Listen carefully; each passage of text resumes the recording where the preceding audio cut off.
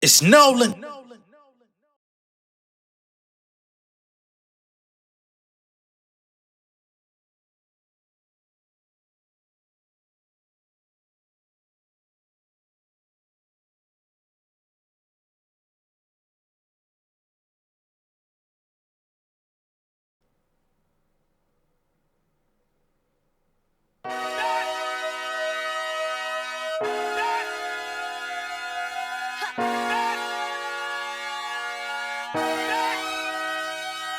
Hey, lot of broken promises I've been waiting on. Lot of y'all been hating, but that's the way it go. People I used to run with trying to play me. No matter what they do, can't let them change me, no. Can't even start my day, somebody feel away. Last night I signed some paperwork, today my life a chain. Can't even celebrate, this shit must come with older age. I'm about to reach for bigger heights, somehow I feel afraid. Shut down my phone for some peace of mind, I just need some time for me and mine. Seem like all I do is hit the street and grind. Dollar after dollar facing scrutiny, just got this LSC. This music shit ain't what it used to be, I thought it was a dream. Had a vision for my team, but the movie picture perfect, now they got me cutting scenes. Plus my girl, she want a ring, I can't lie, man, she deserve it. From the lions to the lamb, she held me down while facing serpents. It get deeper than the surface, down the stress, but weighing deep. Gotta switch up on my sheet, cause I've been sweating in my sleep. Know my karma gon' be sweet, reading comments, clear my conscience to the beast. They say I'm soaring what I reap, so now them commas come in peace. Hey. Lot of broken promises I've been waiting on. Lot of y'all been hating, but that's the way it go. People I used to run with trying to play me. No matter what they do, can't let them change me, no. Lot of broken promises I've been waiting on.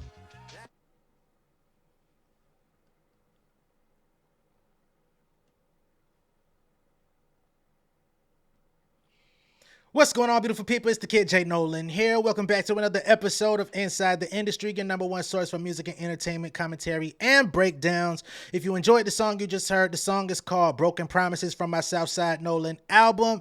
You can get the song either on Spotify, Apple Music, Tidal if you like to stream. If you want to purchase it, you can get it from iTunes, Apple Music. Just hit the download or buy button, or you could go to my website, and the link is down in the description as well. And you could buy it directly from me, meaning that none of the streaming platforms or other platforms that you could buy it from are going to take any fees. It goes directly to me. So all forms of the support are appreciated. I don't favor any of them. Of course, I am going to be partial to the website, but it's not mandatory. Okay? Now, as y'all can see here, we've got Amanda Seales, we got DaBaby, and we've got Neyo and his lady Sade. All right, we're going to start off with Amanda Seales because she went on Club Shay. The new interview just dropped yesterday, and it's hitting and taking the internet by storm. So we're going to address those things first. All right? Now, we're going to play some audio of a couple of things that she addressed during the interview. We're not going to go over the entire thing, only the key points that I think are most pertinent. And if you want to check out the whole thing, you can go on Club Shay, or you could go on Club Shay's Twitter where, you know, a lot of the stuff is already clipped up for you. Okay? Let's get into it, y'all. So at the top of the interview, as Shannon is doing their introduction and kind of getting into a little bit of Amanda's background, she goes into the history of, you know, going back into school. She was called into the office by her teacher for basically correcting her teacher, which is something I guess she frequently did throughout her days in school. I believe that she had a teacher that was talking about the Aborigines and stuff like that and calling them an ancient people. And she was raising her hand to say, hey, we still live in civilization with the Aborigines today. They live among us. So please, you know, act like you know, because you're supposed to be the teacher. Unfortunately, the teacher didn't take too kindly to it and set up a meeting with her mom. Right? So as they had this conversation about that or whatever, she felt like there were microaggressions aimed at her because of her race, because she couldn't be talked to in a negative light about her performance in school because she was excelling. And even the principal was kind of looking like, what the hell are we doing here? So Shannon decided to impart some of his own personal experiences and challenge her and say, well, how do you know it was racism? You know what I'm saying? Could you think of it from another perspective where it may not have been about race? Which, you know, it seems that Shannon Sharpe, you know, he may be tired of the race conversation, and sometimes it can become exhausting. I understand and identify with that as well, but sometimes you just got to let people get shit off their chest. Sometimes you got to listen. Sometimes you got to accept people's experiences, because although they although they may not be your own, it doesn't mean that it didn't happen, right? And I think Amanda Seales hasn't always gotten that grace. We definitely went in on her a little bit about a month or so ago on the channel. I would say go in. I actually allowed, we went over some articles that were talking about her. And I think this interview here gave a lot of insight into who she is, her train of thought, how articulate she really is, how smart she is. But it also puts her in a position where she feels like everybody has wronged her. And I can't get with somebody who's always on the receiving end of everything without contributing. I just can't get with that, with nobody, period. But in this interview, I did kind of soften my gaze on Amanda. Just, because it's like, all right, I can see where some of this may be coming from. So I'm going to play the clip of her and Shannon. And I'm going to play Shannon, who came out and defended himself last night on his nightcap show, for anybody that had, I guess, what he feels is the wrong opinion or the wrong idea. So let's get into all of that, shall we? Cool. So I went and got my master's so that when I am in spaces and I do bring up race and I talk about these things, it's not just based on experience, it's based on actual study. Okay. I'll also ask that, because if I don't see things exactly as you see them, I don't expect you to. Don't take it as being combative. You see things one way, I might see it a different way. That doesn't mean I'm being combative. I would say it's combative when there's a undermining of how someone sees something. But why are you trying to undermine how I see it?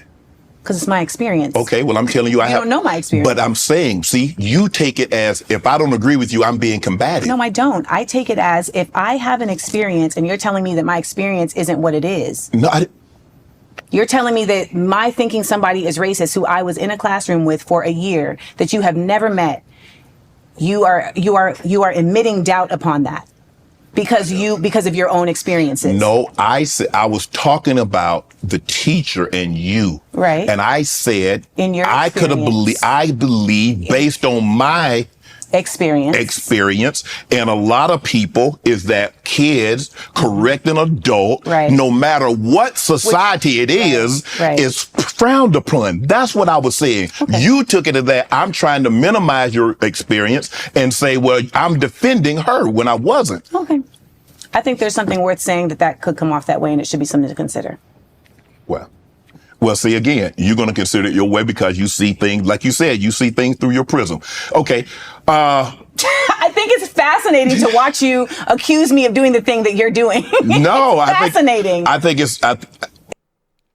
I gotta admit, I'm with Amanda on this. You know what I'm saying?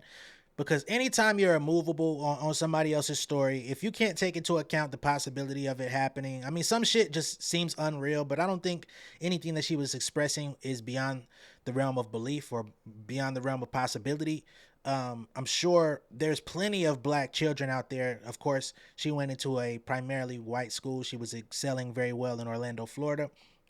So I'm sure there's a lot of kids out there, black kids, that go into these primarily white schools that feel as though, even though they may be performing well in school, there are microaggressions being aimed at them from students, teachers, staff, whatever the case may be, just because you're different, right? Or they're kind of waiting on you to slip up or expecting you to fuck up, or perhaps they picking on you because of the style of hair, the way you wear your hair, the way you try to add a little bit of swag to your uniform or whatever the case may be.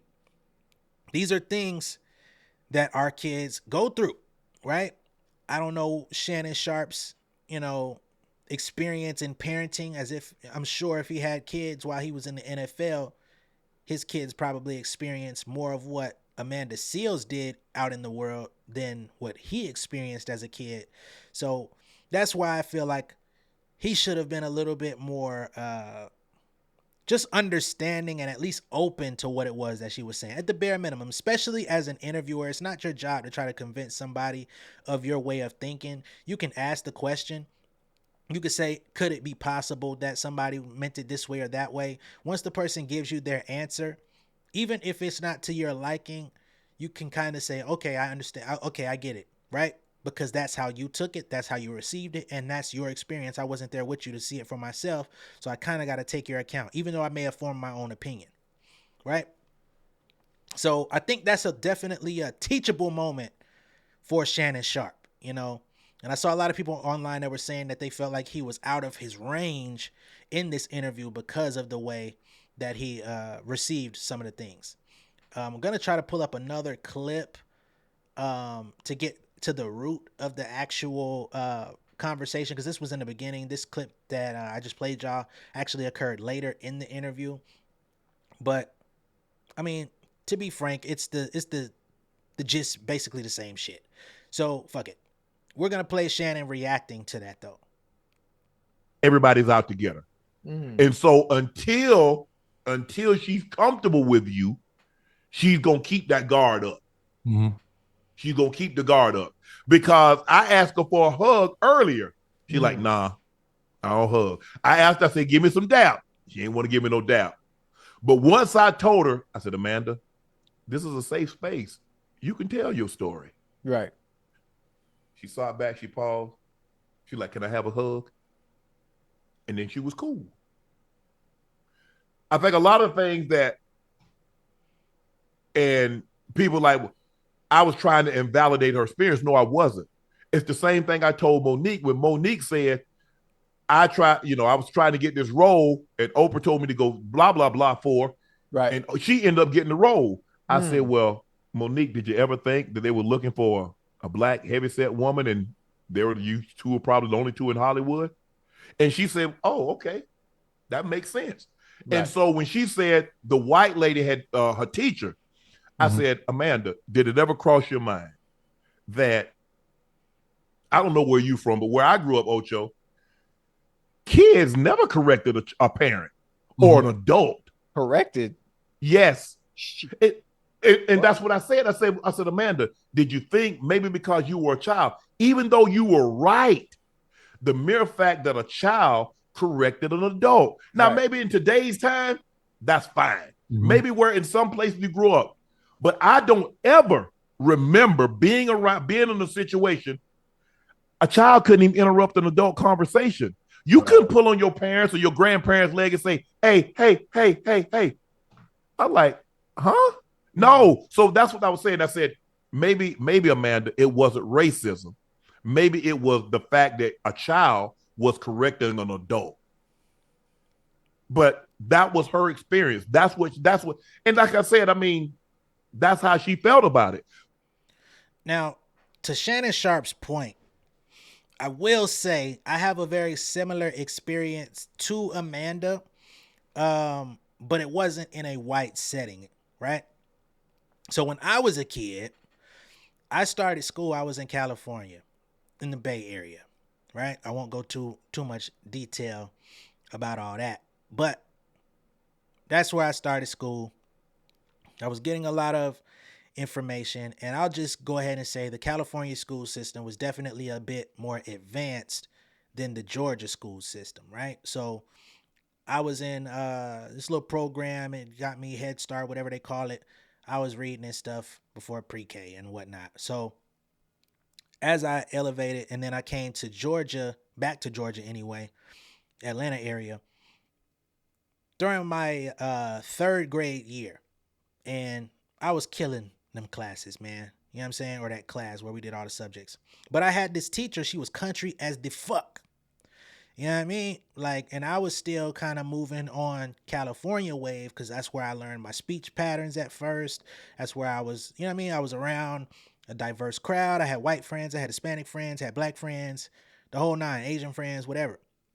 Came to Atlanta, predominantly black school.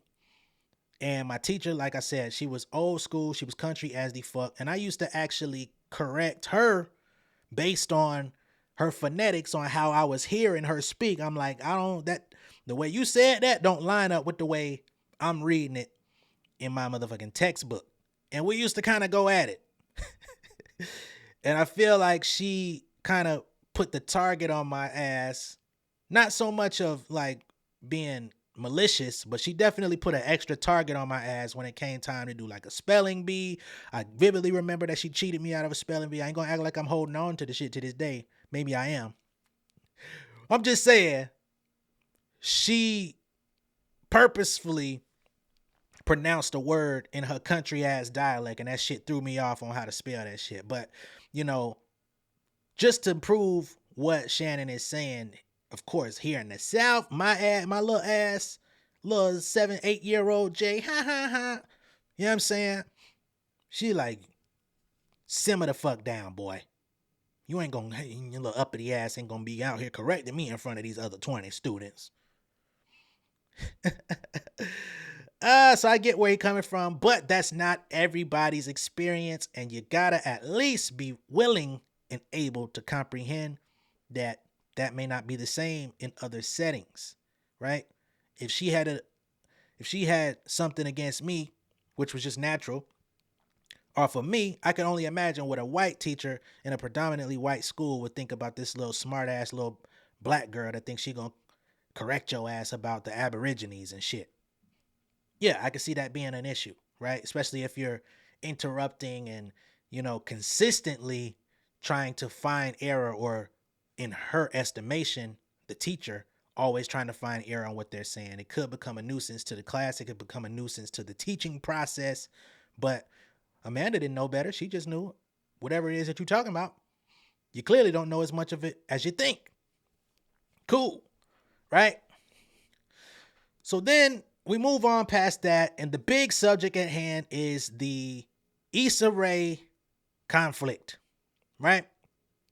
Now, we've all heard bits and pieces of this Issa Rae conflict, of Amanda showing up to some Black Hollywood party that was held by Issa Rae, or at least Issa was there, but it was really in control by Issa's assistant. I guess she was the one that composed the guest list. Amanda shows up, not welcome inside. Now, she said she attended the same party the year before. It was lit. Everything was good. Following year was not as packed, was not as, you know what I mean, intense. But even though there was less people attending, she still was not welcome, right? So we've heard about this. We've heard about how it affected her, how she felt like nobody had her back. The only people that had her back were other folks in Hollywood. None of the Insecure cast, none of the people that was there with her. Issa Rae didn't back her up. Even when she confronted Issa, she says that Issa didn't want no parts of it, right? And we just heard pieces of this story. So she actually told the complete account of why things went left with Issa, how she felt unprotected. It's about a 45-minute clip. All 45 minutes of her explaining this are pretty vital and important and very poignant, I must say. I may not play the entirety of the 45 minutes just to save for time, but I do want to play at bare minimum the majority of it, because again, this is to lend credibility and some sort of understanding towards Amanda Seales, because I think a lot of times we misunderstand her. I think when you take some of her statements just out of context, or just out of the spaces of things she said, because I think she's definitely made mistakes in things she said. That passport shit about if you ain't got a passport but you got Jordans, I'll never agree with that, right?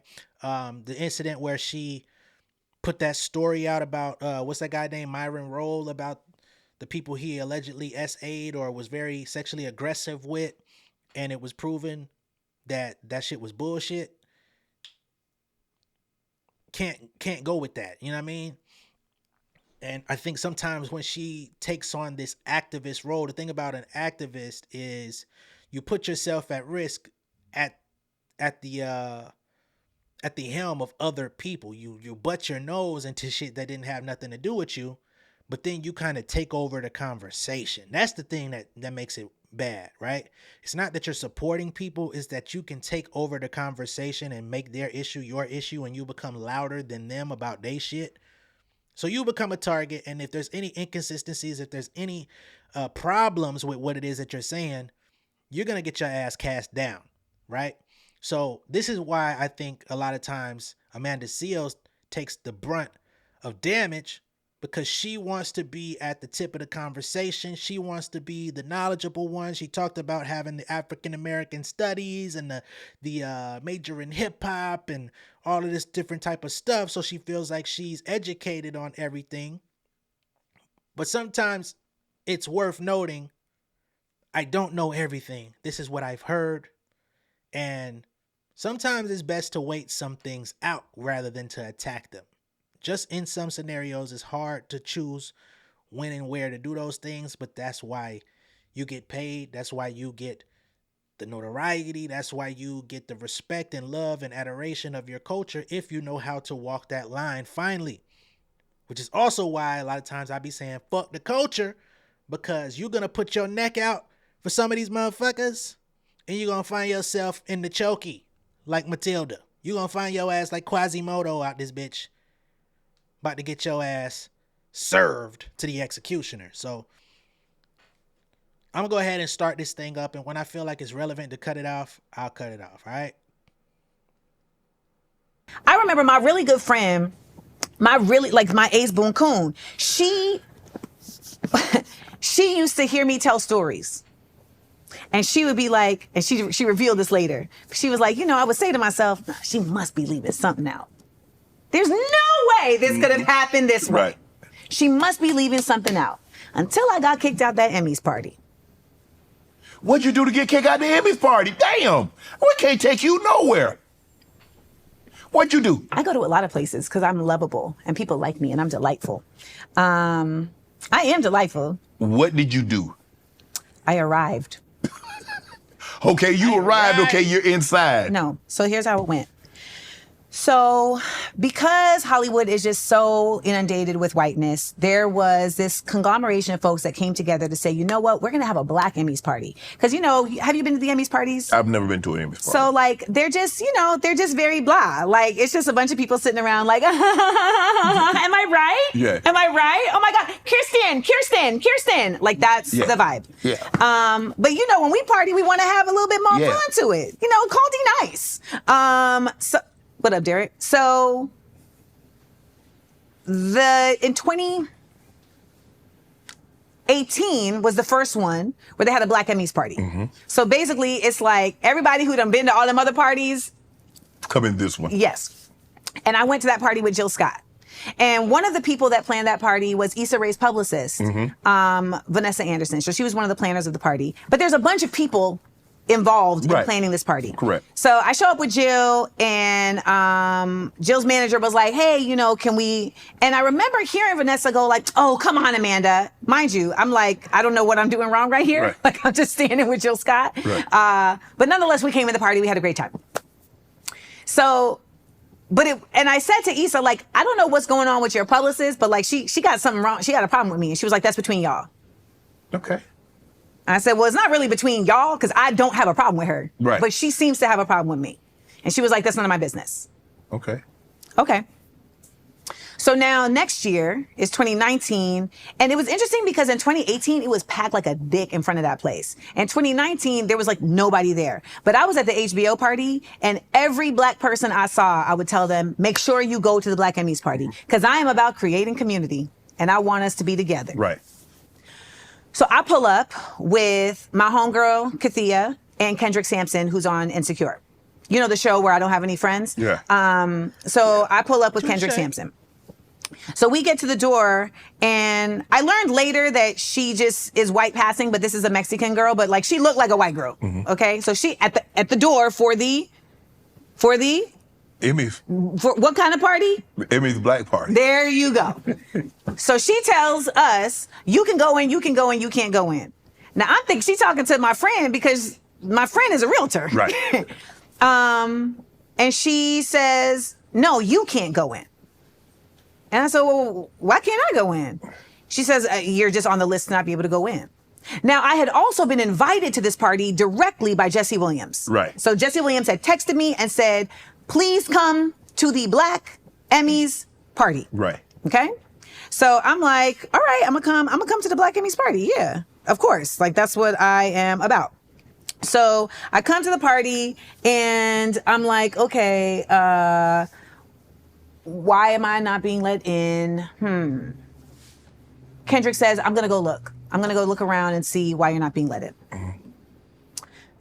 Well, baby, I'm not standing outside no party. Right. So I head out. But then I'm stopped by this brother, Joey Harris, who works with Janet Jackson. Joey's like one of these people who's just always, his disposition is just always like glowing. It's kind of like Jordan. Right. So he's like, where you going? I'm like, oh, they said they won't let me in the party. He's like, absolutely not. Come on back. We gonna get you in this party. Okay. So we come back.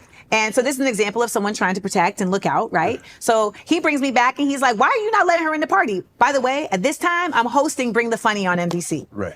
There is a billboard the size of a hotel 2 blocks away with me and my co-stars on the show, Chrissy Teigen, Jeff Foxworthy, and Kenan Thompson. And can I just put a pin in this really quick to give them their props?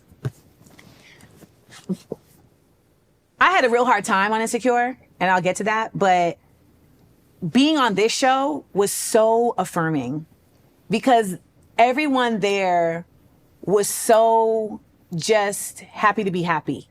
And I hadn't experienced that on that set.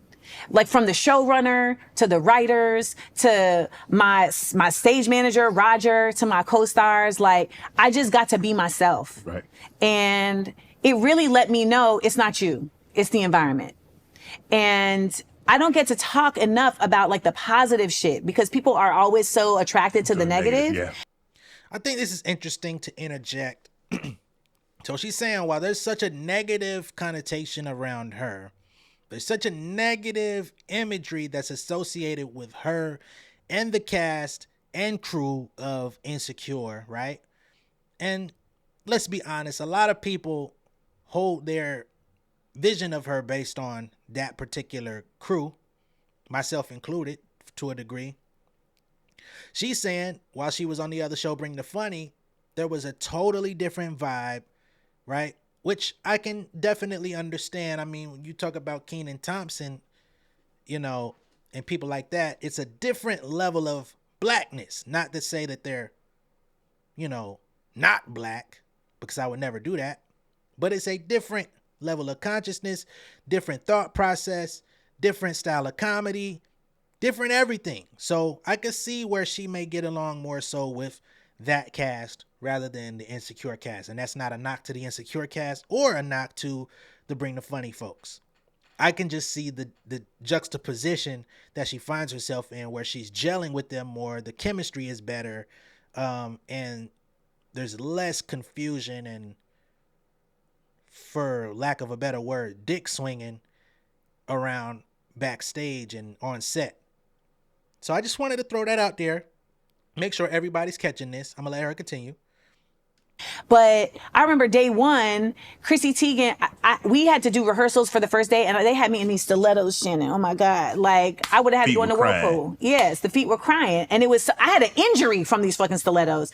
And the next day, Chrissy Teigen brought a foot massage from Sharpe Image and left it in my dressing room for the duration of the shoot. Like, that's the kind of people, you know, just generous for no reason, right? And we just had a blast. We had such a good time. And I remember Jeff Foxworthy one time, they wanted us to do this ad where we had to pass around a drink. And I don't drink, so it's like, I don't mind drinks being around, but like me pretending like I drink ain't my jive. Right. So I was like, I just don't feel comfortable doing this. Now it becomes a thing. This is how I get labeled difficult. Because we didn't get any prep for this, but you need to go along with whatever they give you. Didn't you know that? Whatever they give you, you're supposed to do. No. Well, when you're a woman, it's even more, quit stirring up trouble. So Jeff Foxworthy saw shit going left, and he stepped in, and he said, yeah, I don't feel comfortable with it either. Now, mind you, these is white folks advocating for her where she feels like black folks on the other side were more willing to throw her under the bus. This is an interesting thing as well, because I think a lot of people get experiences on the opposite side of the spectrum.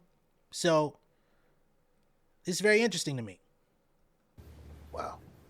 He used his fame, his white manness, you know, he used his disposition to just take the heat off me. He said, I got you.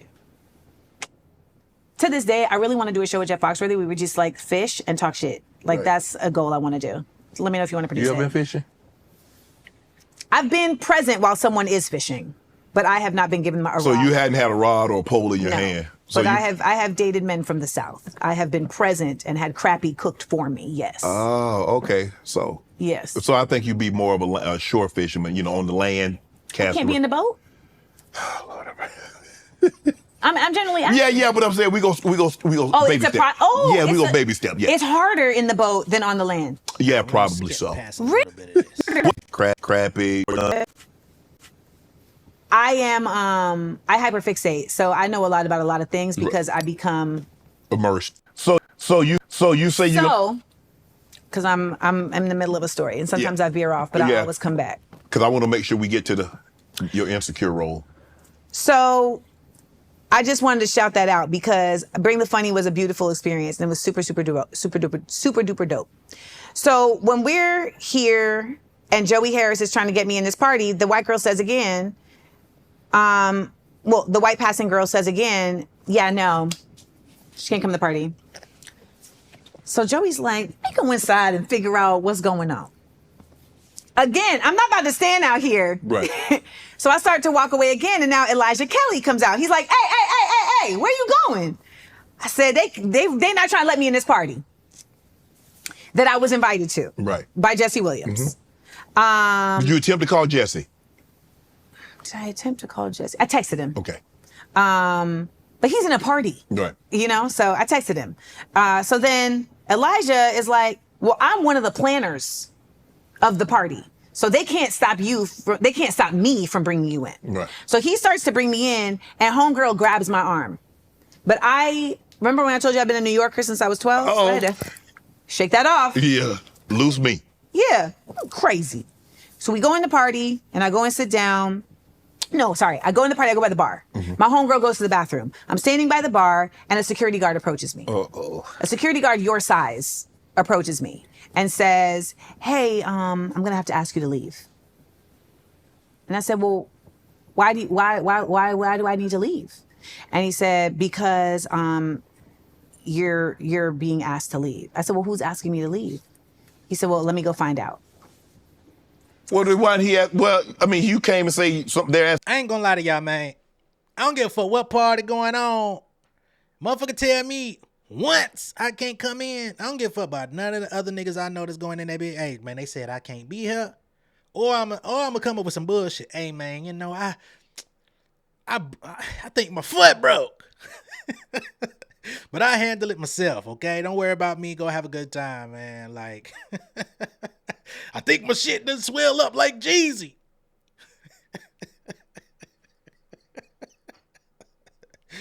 Y'all go have a good time, though. Like, you ain't finna tell me 2, 3, 4 times I'm not welcome nowhere. Because 9 times out of 10, I ain't want to be at this bitch no way when it come to me. So when she was trying to mosey her way in the party and homegirl grabbed her by the arm and she had to shake that shit, I wouldn't have made it that far. But if a motherfucker gonna grab me up, I'm gonna be like, you know what? Fuck Jay-Z. And then y'all know I love Jay-Z. I just had to quote Pac at the beginning of Ether. I know you ain't talking about me, dog. You what? I'm out this bitch. You know what I mean? I'd have been gone. She played her hand. At that point, the fight was fixed. Asking you to leave, and you don't know who's asking me to leave. You got to go find out. He was given an order. Yeah. So now he comes back and he says, Vanessa Anderson is asking you to leave. I said, well, you need to find Vanessa and have her come tell me herself. Is that Issa Rae's publicist? Yes. I said, well, you need to have Vanessa come and find me and tell me herself. So he then leaves again and comes back with 3 other men. And one of the men now is a brother, and he's walking towards me cursing. So he's literally walking towards me saying, you need to get the f*** out of here. You need to leave. And I'm like, mind you, I'm dressed down, honey, okay? And he's like, you need to leave. Now, Kathia was in the bathroom. She's now just come up. And I'm looking around, and I can see people seeing the ruckus. Right? So I'm like, why do I have to leave? Because we said so. So there's like violent energy and language coming towards me, right? I ain't no sucker. Okay? But I'm also not stupid. I can't fight for men. Right. So, like, I mean. Right. So, the first one who was kind, he had come up right here, but then the other three were right here. So I have to realize I've lost this fight. So I pivot to leave, but I pivot really fast because I'm going to still say my mother piece. So when I pivot and I say, I pivot to go you, I guess they thought I was about to do something. So the white guy steps in between me and the brother and chest bumps me and throws me back. Right. So now this is an assault because I hadn't raised my hand to do anything to anybody. So luckily I'm nimble in a heel. So but now it's like, now I've been assaulted. So your natural response. So I'm about to go Super Saiyan on these motherfuckers. It's Goku over here. I'm like, Yeah. And I hear in one ear, I hear the security guard saying, please, Amanda, don't do it. And it feels like, please, Miss Celia, don't do it. Don't be like me, Miss Celia. Don't be like Miss Sophia. And then in the other ear, I have my homegirl who's from the Bronx like, what the is going on? This is some bullshit. And all I'm hearing is beep. But I look around and I see nobody coming to my aid. All these agents and people that I see around. Now, none of them are Insecure. None of them are the actors from Insecure.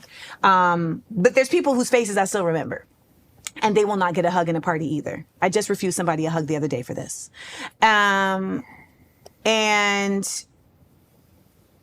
I realized, like, you got to go. Now, I find that to be very interesting how she says she recognizes these people from Hollywood, these agents, other actors, other people, big players behind the scenes or whatever. And to this day,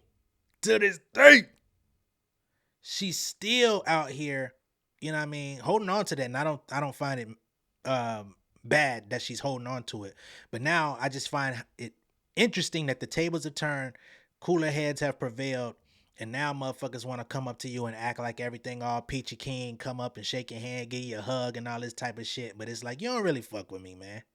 Don't be coming up to me. You don't really fuck with me, dog. You done seen shit go down. You done seen motherfuckers chest bump me damn near to the floor, get my ass kicked out of party and shit. Nobody came up and advocated for me. Nobody came up and tried to defuse the shit. You let the security do whatever the fuck they wanted to do. You were standing down in that situation. Continue to stand down every time you fucking see me. I identify with that wholeheartedly. I get where she's coming from. Still keeping it active to this day. Right? So again, I feel like I gained a little bit more understanding of Amanda through this. So we walk outside and the security guard says to me, I'm so sorry, like, I'm just doing my job. And I said, I feel you, but you have to ask yourself, is it worth doing a job that makes you go against your moral compass? And he was like, damn. So I hope he left that job. Because he could tell that he was mixed up in some bullshit. So we're in a back alley, like waiting for a car, and I'm crying. Because this feels like, I've been humiliated, and I didn't do nothing. And that was the night that me and my homegirl became that became my sister. Because she was like, when you would tell me that shit would happen to you, I would think she must be keeping something out. Right. But I literally just watched you do nothing. You literally just came somewhere you were invited. Right. And even though you tried to leave, multiple people said, no, you belong here. Multiple people. Another person on this team said, you belong here, so I'm bringing you in here. And then when I tell the story on my Instagram and on my podcast, it ends up getting turned into this whole other thing of you don't belong here. Amanda Seales doesn't belong here. And that's the thing, that's a narrative that has come about. Like, that's what's been perpetuated. Yes, I don't belong in these places. And what ended up happening 2 days later is that I got a call from Issa. And she called me and said, hey, I heard what happened this weekend. I just want you to know I have nothing to do with it. Would you be willing to talk to Vanessa? No, I tried to talk to Vanessa at the party. She 2 days too late. So I've never talked about this publicly because it has always been incredibly important to me to protect Issa. Because I know that Issa is doing something within this business that so few people get to do. And it's not something I desire to do. Like, I'm not interested in getting $100 million production deal. Like, that's not a life that I want for myself. But I know that her role is very important. And so I've always protected Issa. However, there's just been enough instances at this point where I should have been protected by Issa and I wasn't. And one of my biggest problems that we have discussed several times in this interview is that I think people are going to show up for me the way I show up for them. And now it's at a point where my protecting of Issa has become turned on to me and something that people are using against me. There's a whole narrative that is completely false that people keep spinning. They keep saying, you know, that I'm this mean girl on this set, that I harmed these people on this set. I just want to point out something very basic. How can I be a mean girl on a set that ain't my set? How? It's your show. You are my boss. I don't even have the capacity to be the mean girl here. Right. Because you can fire me. So there's no way for me to be a mean girl in this situation. And I know some people that may buck up against like the confirmation bias that they've created, but it simply is the truth. You know, when I got to that show, I had a show on Issa's website on YouTube. I had my show Get Your Life. And when it came out on her YouTube, unfortunately, the press picked it up as Issa Rae's new show. Right. But she didn't do anything except put it on her site. Like, right. I put all my money into it. I wrote it. I starred in it, etc. And so I said, hey, you know, would you mind, you know, tweeting to correct this? And she just wouldn't. She wouldn't promote any of the shows, you know, and I just felt like that was unfortunate, but it didn't change my view of her character. Like, it just let me know, like, okay, this is how she do business. But in that time, her publicist was interacting with me and was from just day one, just so acerbic, like just vitrolic for no reason, to the point where Issa's business manager had to say to the publicist, like, can you please try and be kinder to Amanda? She's like a talent on our channel. You have no reason why she would treat you, behave? So, Issa says, would you talk to Vanessa? No. I said, sure. You know why? Why? Who's my boss? Who's my boss in this situation? Well, Issa's the boss. And where do I have to go back to work? Insecure. So what's the game you talked about? You had to play the game. But hold on. But there was a situation earlier, All right, so we're going to go ahead and summarize this. We already been here 40 minutes. So at this point, she has a conversation with Issa's assistant. They talk about it, and homegirl basically just lets Amanda know, I don't like you, flat out. No ifs, ands, or buts. No goddamn explanation beyond that. No events or anything that led to that conclusion. Just, I don't like you. Point blank. So, she named a couple instances where Issa didn't look out for her the way she expected. Number one, when she was putting out her own web series out through Issa's YouTube and website. When the press picked it up, they said it was Issa Rae's show, which to a degree it was. But also, she was asking Issa to tweet about it, put some additional information out there to say, hey, Amanda Seales is writing, producing, and all of the filming, handling all that stuff herself. We're just helping with the distribution of it. She refused to let that be known, right? So that was one infraction. Then the next infraction is this party, everything going down, blah, blah, blah. Hey, I ain't got nothing to do with that. Y'all got to work that out on your own. She's removing herself from the situation, even though she's the boss in the situation, right? So that's Amanda's gripe. So it's going to be very interesting to see if Issa Rae ever addresses this in any form. If she tries to defend herself or if she stays quiet and just continues doing whatever the fuck it is that she wants to do, whether it be in the TV business, the film business, the music business. Issa Rae is one of the it girls out there, even though her show and her contract and stuff with HBO have been somewhat compromised or whatever. She's going to continue to bust ass out here. She's going to continue to do great business with other people. So many others have felt like they've done great business. They felt like they've been protected. I don't know why Issa Rae decided to lift her hand and be like, I have nothing to do with your situation. It seems to me that she doesn't really like Amanda all that much herself, but we don't know all of the details as to why that may be, right? She may feel she's genuinely talented, but may not really enjoy her as a person. And that's okay, right? You don't love or like everyone that you work with. We're not going to stay on that too long, but while keeping in line with the Amanda Seales story, it seems that she had an interview lined up with Essence, and that has now been canceled. So the ongoing issue that she has with the press, the ongoing issue she has with publications and those that have, journalistic power in the space, the saga continues. Let's see what she has to say here. This is breaking news as I'm talking. Okay, let me get this pulled up for y'all. I was supposed to be interviewing the CEO of Essence Magazine today, but in pure Messence fashion, they canceled 3 hours before the interview.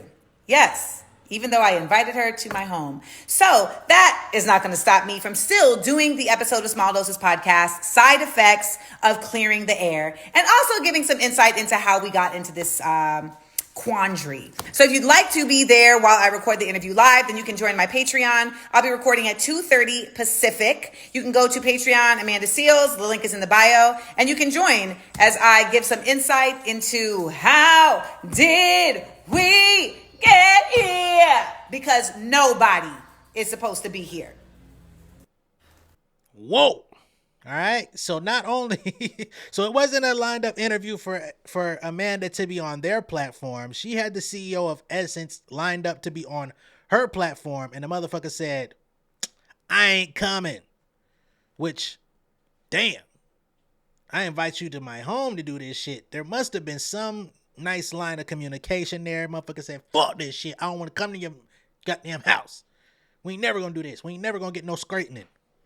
So the public onslaught continues, and I won't be tuned into her filming this because I'm not subscribed to her Patreon, but anyone that's interested, feel free to do so.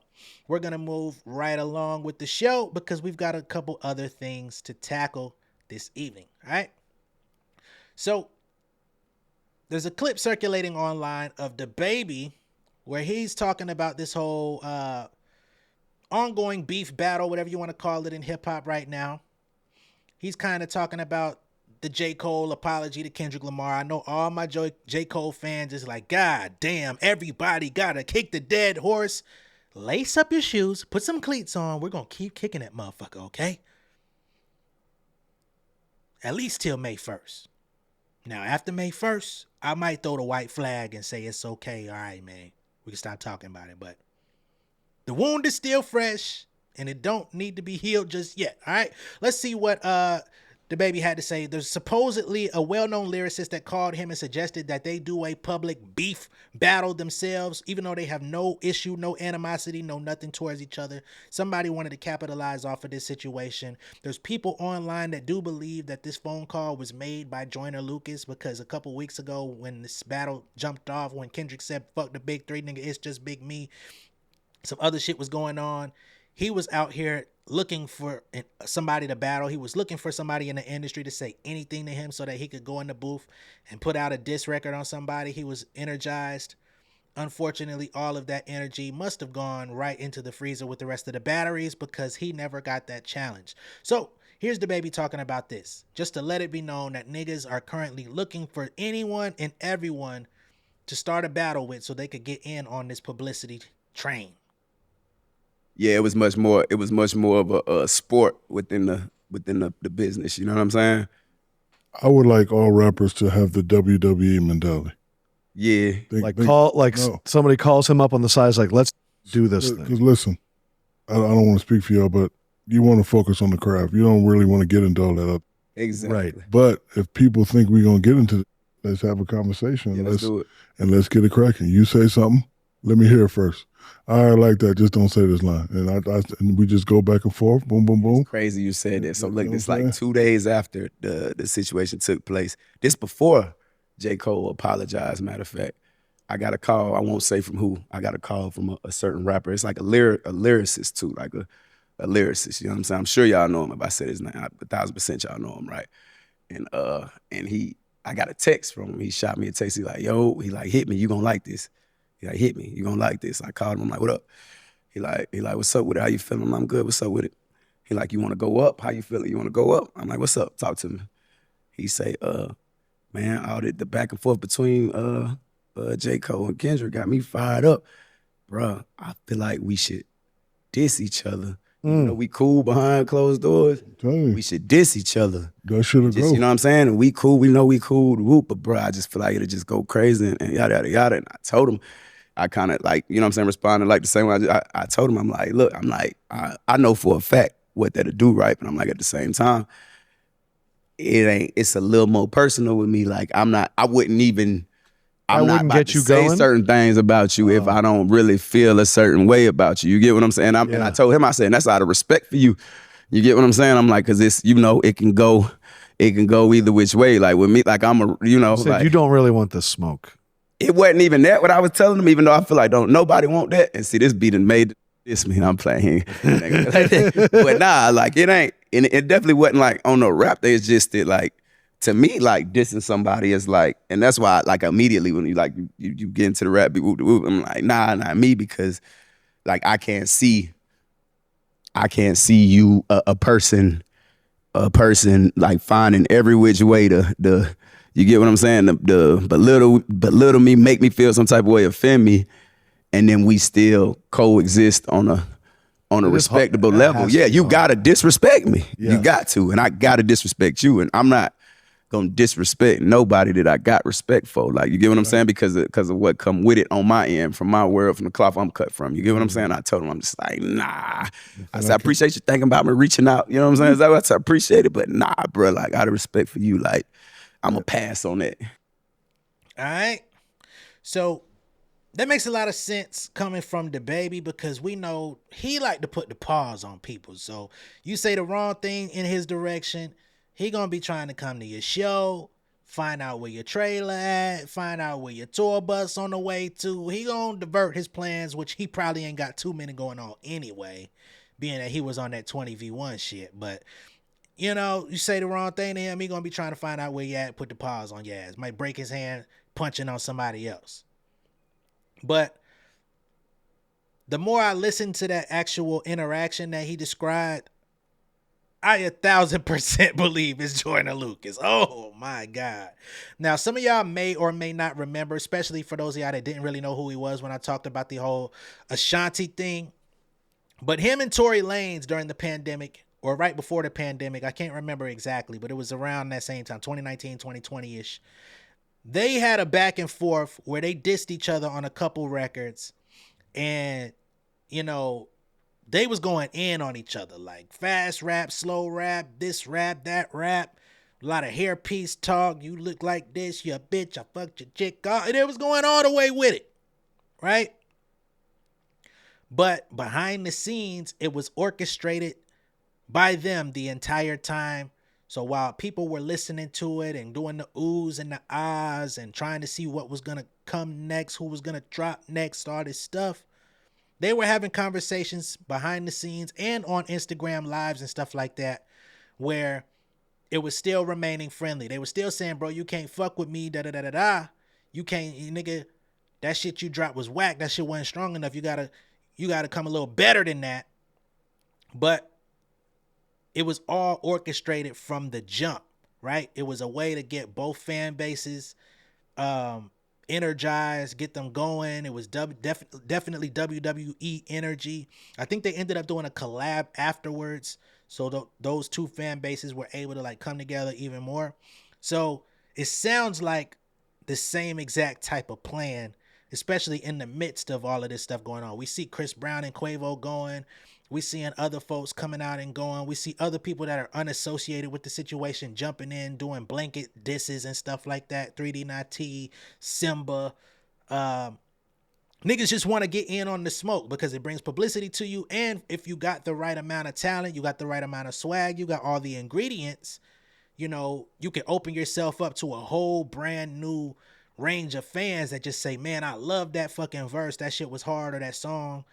I'm going to be supporting you from here on out. So I think in the midst of all of this industry politics and who owns what, and is this person really going at this person, you know, with the whole Drake and Drake verse 20 niggas, Kendrick verse Drake and all that, we got other folks that are not on that level that are trying to conjure up their own storyline, you know what I mean, to be on the undercard, basically. And I just thought that was interesting because it shows just how much this industry shit can be put together right before our eyes on some propaganda shit, you know what I mean? But I 1000% believe that was Joyner Lucas. I can't confirm that. DaBaby didn't say his name. But I don't know too many other lyricists in hip-hop today that have the cultural cachet, that will have the name recognition if he were to say it, and have the respect as a lyricist that a Joyner Lucas has. It's not too many people on that level, especially none that would associate with DaBaby. So I just wanted to throw that little tidbit in there. Now, the next thing that we have on the docket is Neyo getting called out for his freakish ways by his ex, Sade Bagnerise, or however you say her name. It sounds like some motherfucking rice. Bagnerise. Now, seems like they were together in some capacity recently, and she started to call him out live on mother effing Instagram. I'm going to go ahead and play the clip for y'all so you can see it, just to believe it, and we'll go from there, all right? Let me go ahead and pull this up, and we'll be right on our way. Tell him about the freak off, Diddy Jr. Diddy Jr., tell him about the freak off. He calling the police, y'all. He calling, no, I ain't give a, listen.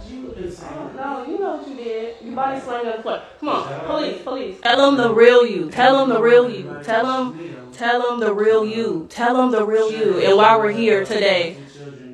Tell him why we're here today. Shut up, boy. Refuse to remove me. Why? Because the commotion. How did the commotion start? What did we talk about? What did I ask of you? All of that is irrelevant. Okay, so my shit was echoing. Hold up for a second. I'm gonna run this back.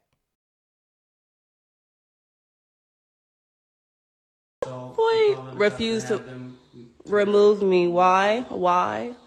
Because the commotion. How did the commotion start? What did we talk about? What did I ask of you? All of that is irrelevant.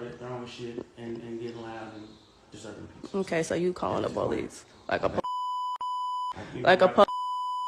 y'all, guess what? Over what? Because he want hoes over the house while his kids is here. While you likes to have hoes, drugs, and weed, alcohol, mushrooms, and prostitutes in the house while his kids are here. Everyone has asked him to stop, but he will not listen to nobody. This is what's going on. This is the tea. While the is in the house, I asked him not to bring no in the house. I even came over here to help him with these kids because he won't watch these kids. Tell him about the freak off, Diddy Jr. Diddy Jr., tell him about the freak off. Tell them about the freak off. Tell them the truth. Tell these people the truth. Oh, shut the fuck up. You don't give a fuck about none of these kids. Do y'all see a fucking picture in his house of a fucking kid? He don't care about these kids. All he care about is doing drugs, drinking alcohol, fucking these hoes. That's what you care about. So let's go. I'm a Diddy bop the fuck up out of here. You and your freak off. You can get back to your freak off in a minute. You'll be next. You'll be next. You'll be next. You'll be next. Your stories will be coming out next. He gonna say, my daughter crying, you gotta go. But the hoe gonna stay, huh? The hoe gonna stay? The hoe gonna stay? Excuse me. The hoe gonna stay? The hoe gonna stay? Excuse the me. hoe gonna stay? Come on now. The hoe gonna stay? You're doing a lot. Huh? Excuse me. Why can't you just be at home with your kids? Why can't you just get out? Why you just can't be at home with the kids?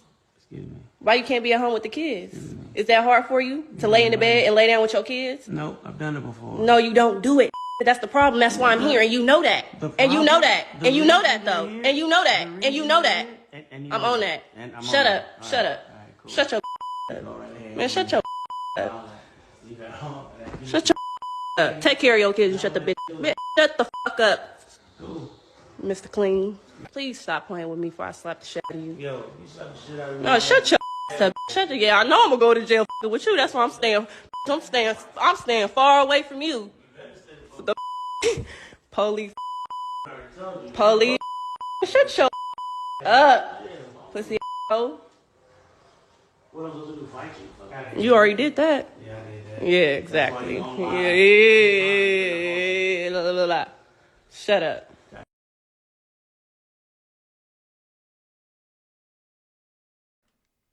All right, y'all. So I don't know how y'all took that situation. It definitely sound like a woman deeply scorned.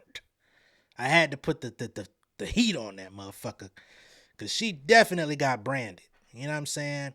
You talking about all these freak offs. Now, Neyo is not ashamed of the life that he lives. He just came out the other day talking about how he wants polygamy to be normalized in our society, right?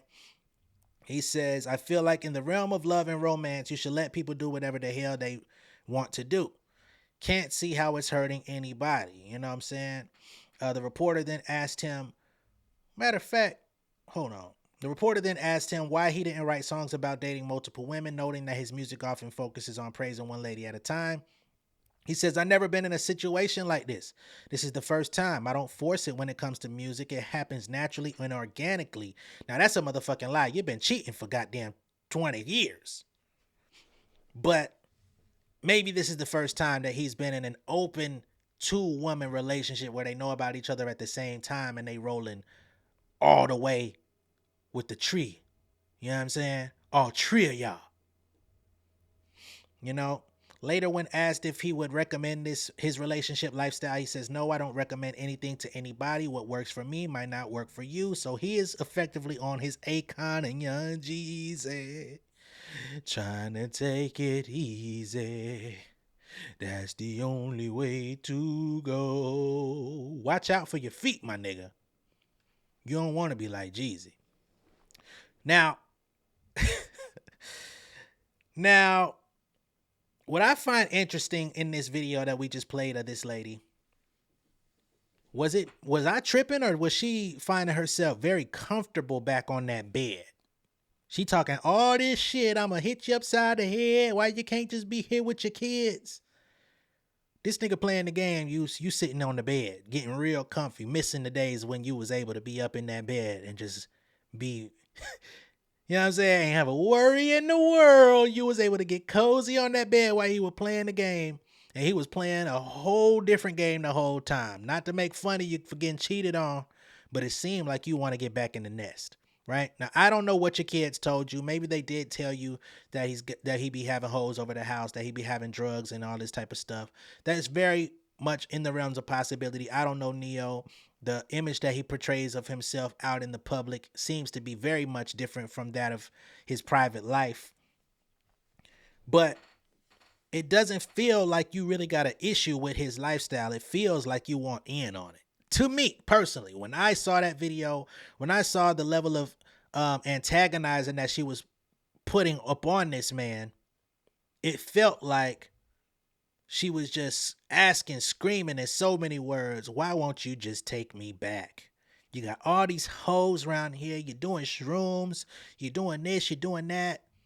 I came over here to help you with your kid. Why would you send your kids to this nigga house if you got to go over there and help him with them? Sound like they don't need to be there in the first motherfucking place. If you got to send children to a nigga crib and you got to stop what you doing just to go help with them, they should have never left your motherfucking premises. But these are the stupid games people play, and these are the stupid prizes that they win. And I'm not absolving Neyo of none of this shit, because nigga, you allow this shit. Where'd you find her? Didn't you have a woman that was like fully dedicated to your ass before you met this one? You did her all dirty, ran her up through there, and this is now what you've got in your repayment. Right? All that goddamn top hat playing with the shit and doing all this on the mic. Yeah, you've been dancing around the real issues in your home. So when it comes to the allegations of Neyo and his freak off, she's saying that he gonna be next. I don't know if Neyo is guilty of any wrongdoing in terms of sexual allegations. Only thing we've heard of is from her, and clearly her account is not reliable, because she would have loved to get some of that sexual vibration in that moment. I can't nobody tell me different. So we're gonna handle that with a grain of salt, right? Wishing the best for the children, wishing the best for both Sade and Neyo. Hopefully they could come to some amicable agreement. But again, that sounded like a woman that wished she could get back in the house. And he seems very adamant that she can't move in, but you can stop over here and help me with these goddamn kids and get some of this sausage whenever you need it. But we can't be nothing more. Seems like that's the problem to me. Let me know what y'all think about this down below in the comments. Be sure to like and share this video. If this is your first time seeing me on YouTube, go ahead and subscribe. Become an insider. We have a nice community that we're building over here. Very diverse people. And everybody seems to be funny as hell if you watch the comments and watch the chat. Motherfuckers is hilarious over here. You definitely want to get down with the get down over here, all right? I'm going to catch y'all a little bit later. Y'all know I'm going to be back tomorrow with all new content. I do this every day. We're doing these 2-a-days now, and this shit has been going swimmingly well. So make sure you stay locked in, stay tuned in. And, yeah, man, that's what I got for y'all. Much love and respect. I'll see y'all later. Peace. King of my city and cul-de-sac. Coming out swinging like Soldier Rag. Leading my people like quarterback. But I study this shit, I'm an almanac. Had to get up and grind. Knowledge is booming, I'm here to apply. Came with the chip and the dip, it just single the mind. We finna do more than survive. I need my check. Spinning the block for the Gouda. We hitting the jeweler to flood out the net. We don't do beef for computers, I'm straight out the sewer. We come when you rest. Niggas be looking perplexed, so keeping my foot on their neck. No map, I trust my gut for the quest. But drama, I'm fully abreast. I was ready for years and they doubted me. All of a sudden they tell me they proud of me. I been dropping these haters like calories. Cross some out, came back with some boundaries. Stand for my honor, but too raw, no corner. Packing the stick with a drummer. When I catch my bad, won't fumble. I done came too far to be humble.